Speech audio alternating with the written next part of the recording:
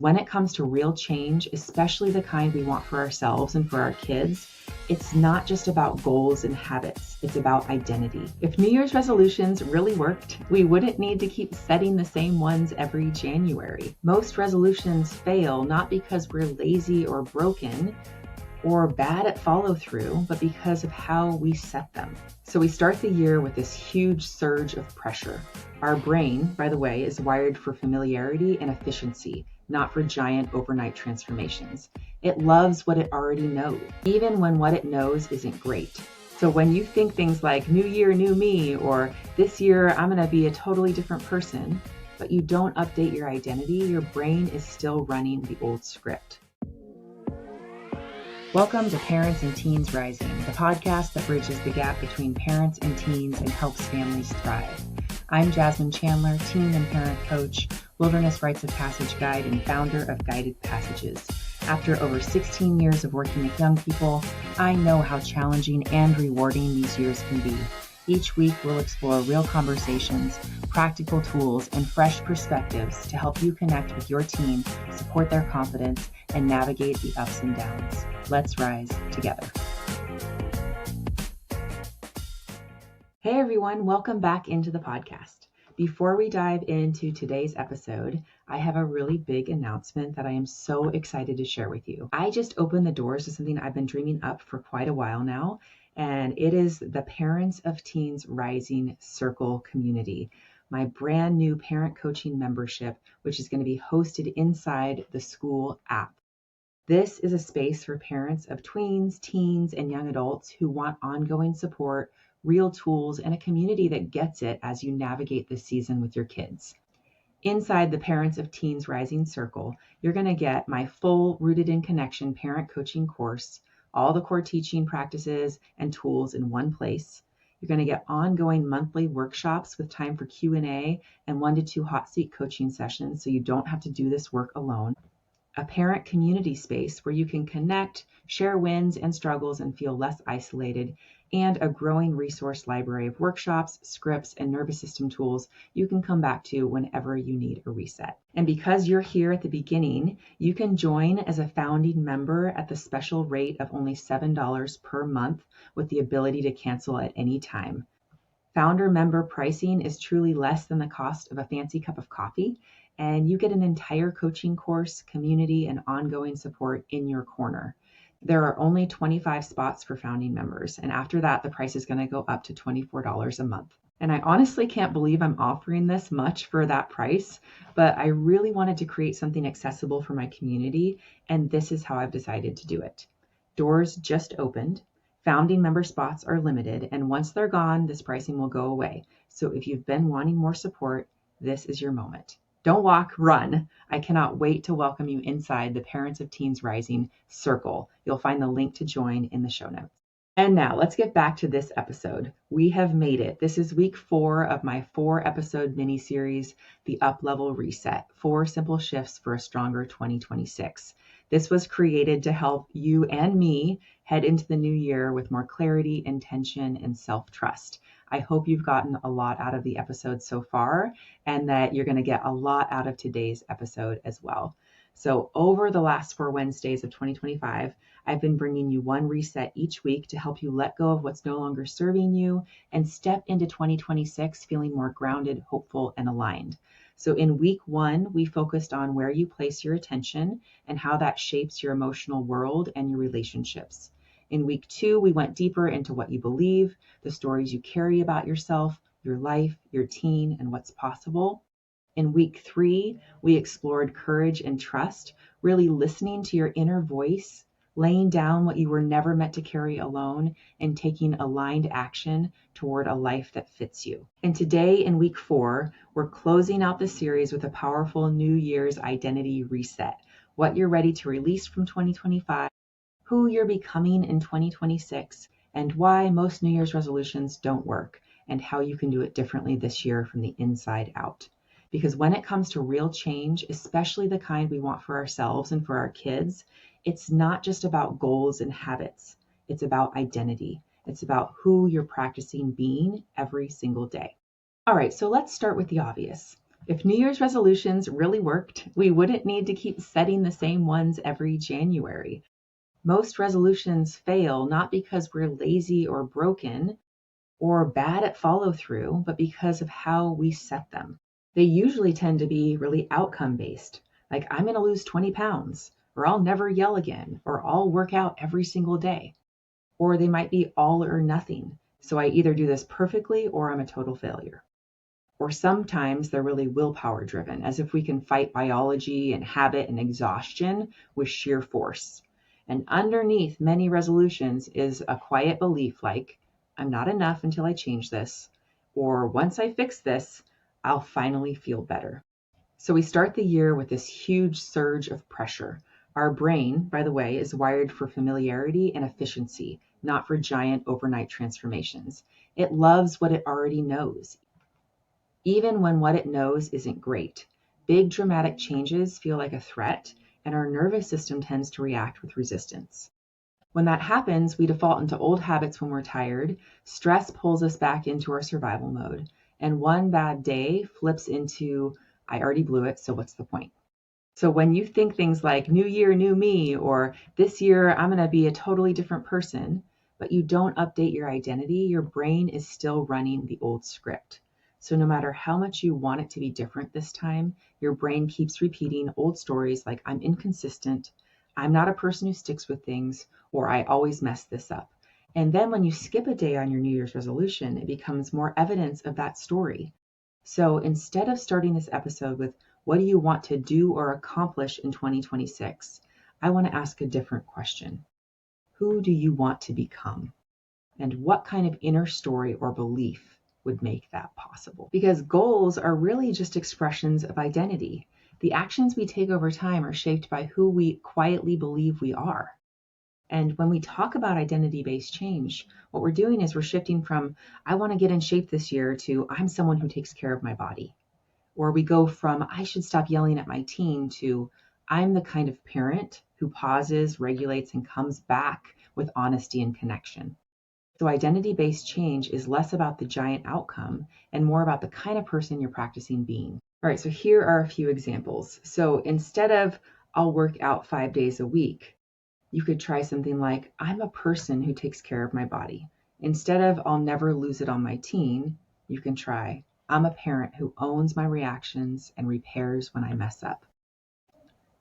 And instead of, I'll finally get organized, you can try something like, I'm someone who takes small, consistent actions to create order around me.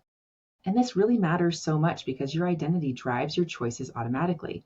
If your identity is, I'm chaotic and inconsistent, then when you miss a day, your brain goes, see, that's who you are. And that habit collapses. But if your identity is, I'm someone who comes back, then when you miss a day, you're like, of course I get back on track. That's what I do.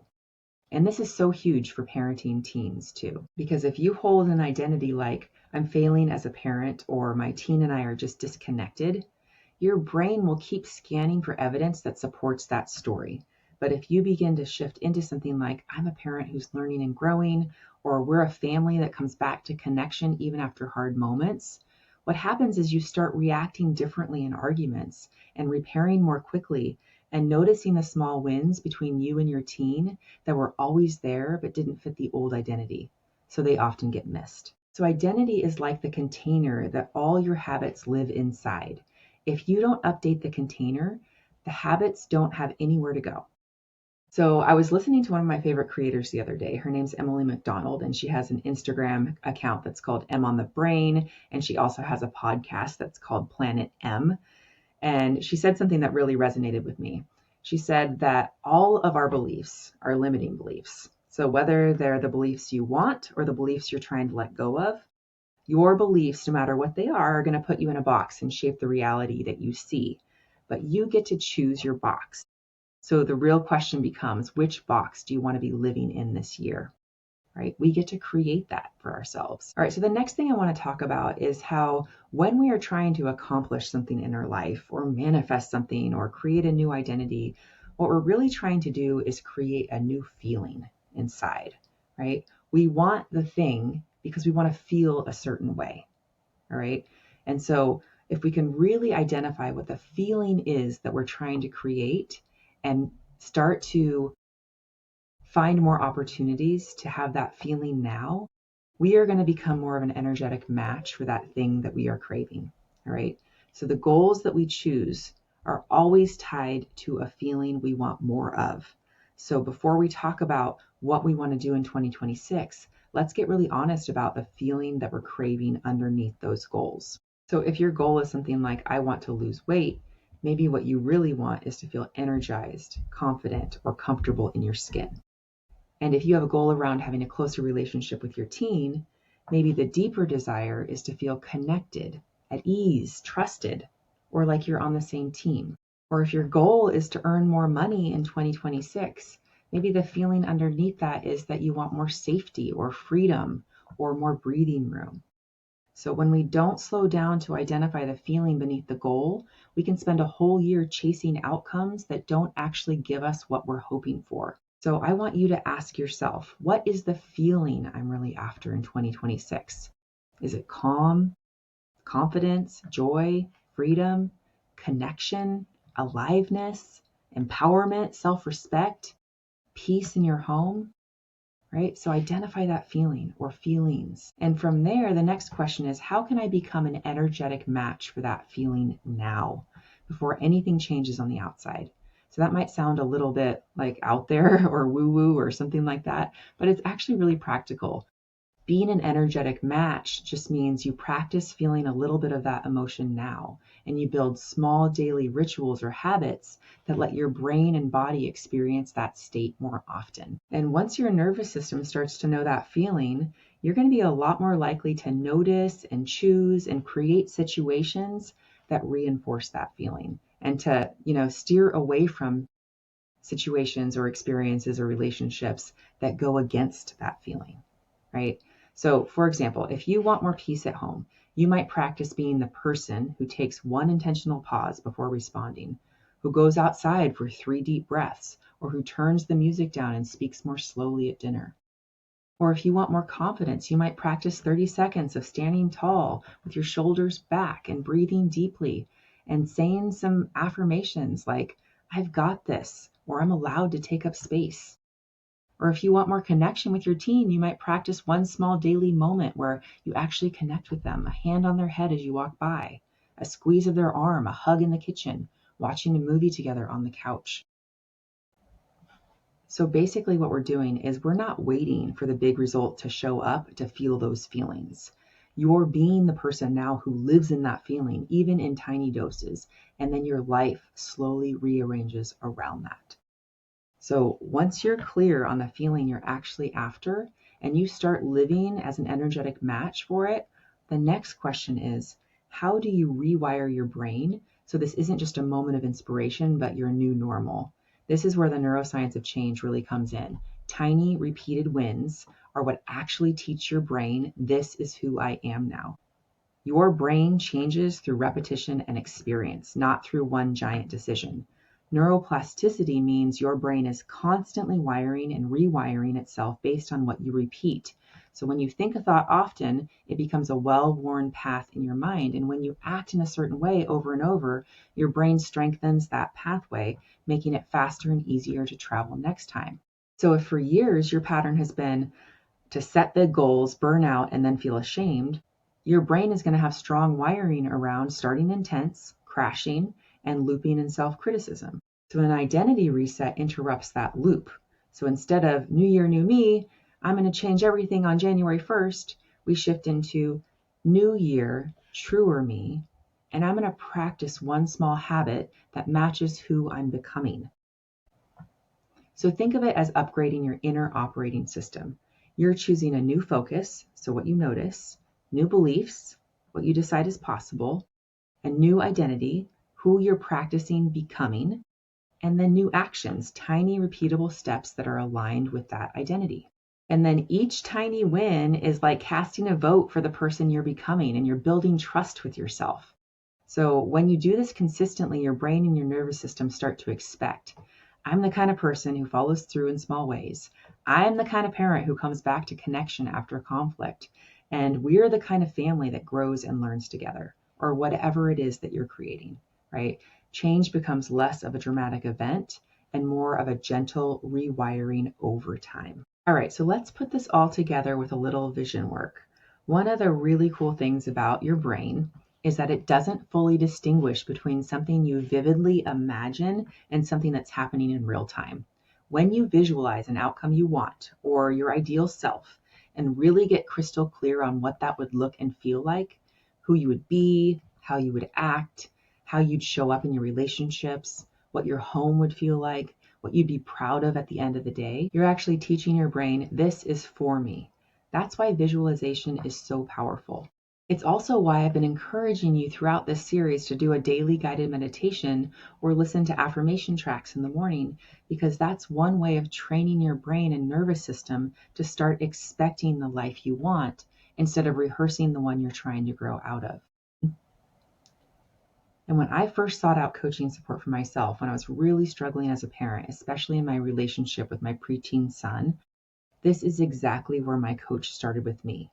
She had me visualize what I wanted our relationship to look and feel like, how I wanted our interactions to go, how I wanted our connection to feel, how I wanted the energy in our home to feel. And I did that. I painted the full and beautiful and seemingly impossible picture for myself of having a loving, connected relationship with my son, and of me being a regulated parent who could show up with calm even in the heat of the moment. I visualized our home feeling safe and warm and happy, and my kids wanting to be in it with us. And once I visualized it, I actually had no idea how I was going to get there. Honestly, I didn't even know if it was really possible at the time.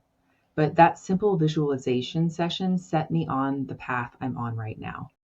And the really amazing thing, you guys, is that everything I pictured that day has unfolded for me over time. Definitely not perfectly, and it definitely hasn't been in a straight line, but changes have happened in a very real and tangible way. I still had to do the work. I still had to examine my old patterns and change the way I was parenting.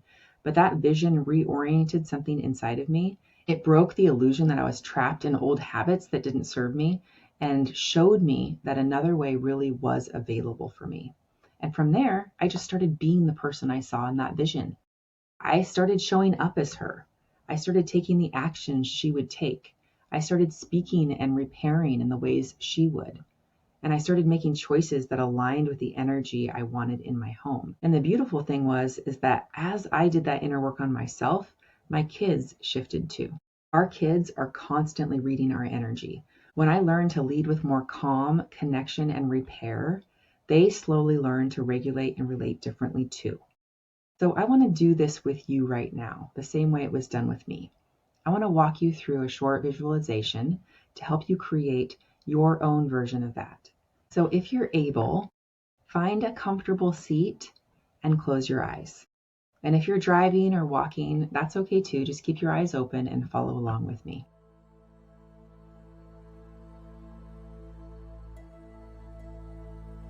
Let's start with the breath. Take a slow, deep in-breath through your nose, fill your lungs, and then hold it at the top. And then slowly exhale in a big sigh out of your mouth.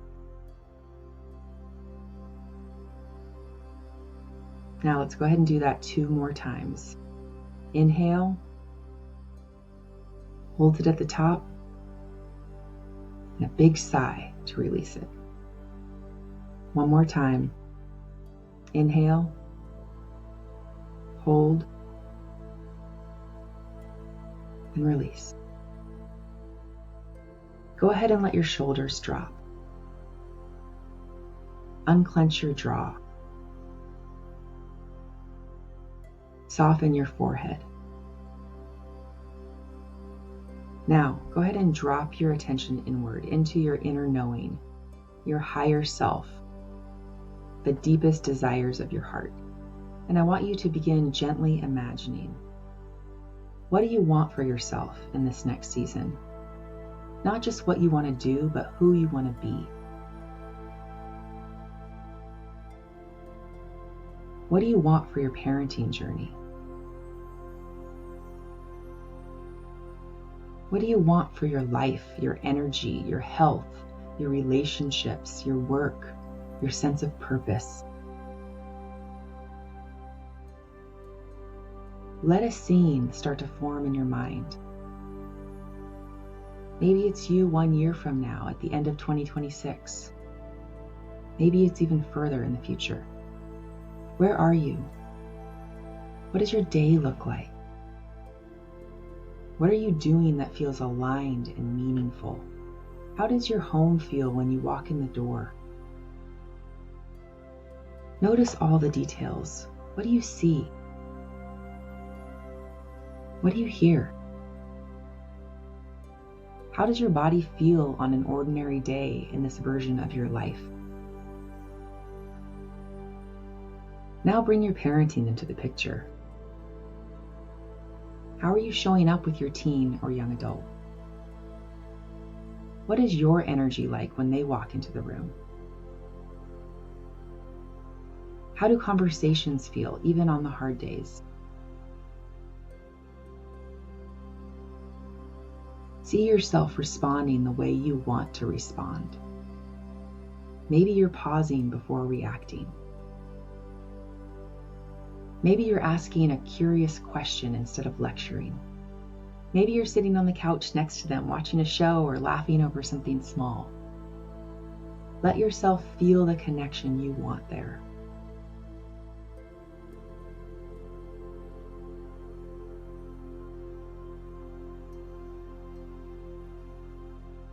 Notice the feelings that you're experiencing while you're inside that vision. Is it calm? Is it joy? Is it warmth? Connection? Authenticity? Peace?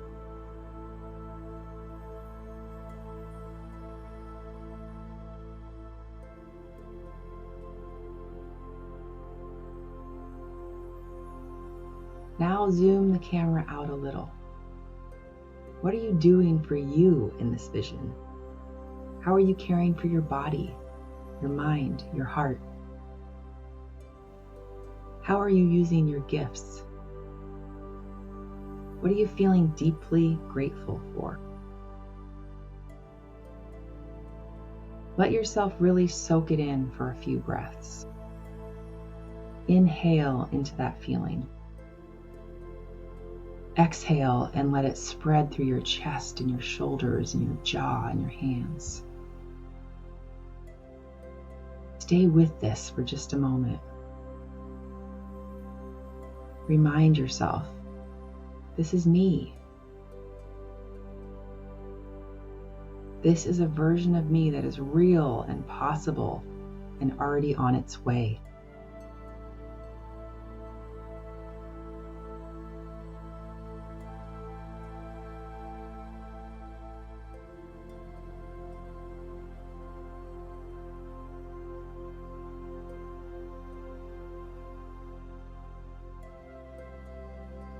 Now, when you're ready, start to bring your attention back to the room you're in.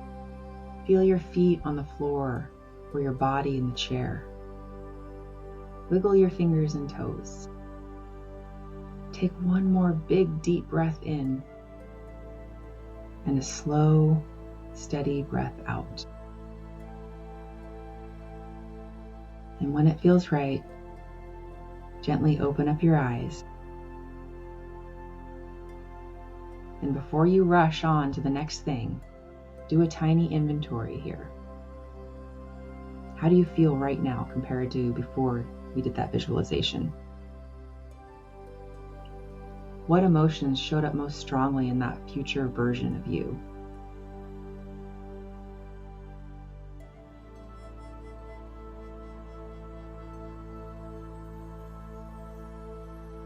And remember, in order to bring this vision to life, you don't have to know every step.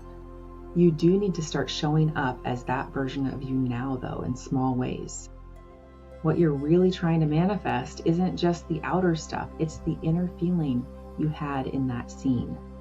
So ask yourself, what feelings did I feel when I saw that version of my life? What made that vision so enticing to me? Where can I practice feeling a tiny bit more of that today?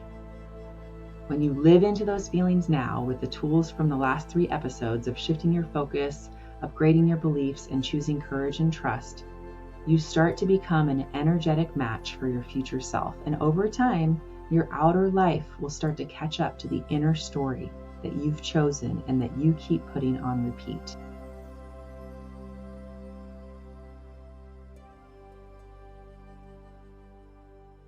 All right, so to help you anchor this, here are a few journal prompts you can use after this episode. You can pause and jot them down or grab them from the show notes later. All right, number 1, this is where we're going to retire our old identity, right? What is one identity from 2025 that you're ready to release? For example, I'm always behind. I'm the one who has to carry everything, or I'm just not a calm parent.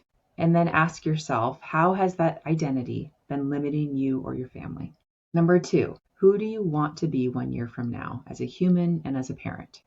Write 3 statements that begin with I am. It could be something like, I am a strong and regulated parent. I am confident and peaceful. I have a home that feels good to be inside of.